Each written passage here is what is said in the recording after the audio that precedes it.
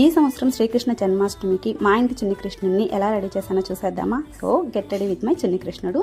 అయితే ఇప్పుడు మీరు చూస్తున్న ఈ థింగ్స్ అన్ని కూడా లాస్ట్ ఇయర్వేనండి, కొత్తది ఒక్కటిగానే తీసుకున్నాను. అండ్ మన దీని లాస్ట్ ఇయర్ ఇలా ఉన్నాడు అనమాట, ఫుల్ హెయిర్తో. ఇప్పుడైతే ఇలా ఉన్నాడు.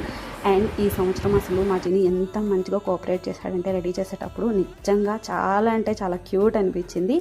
అండ్ మా ఇద్దరికి ఏంటంటే బొట్టు సరిగా కుదరలేదనమాట. ఇంకా లాస్ట్కి ఏం చేశానంటే యూపిన్తో ఇలా పెట్టేశాను అనమాట. చాలా క్విక్గా అయిపోయింది. ఇది ఒక మంచి టిప్ అని చెప్పుకోవచ్చు ఇలా నామాలు పెట్టేటప్పుడు.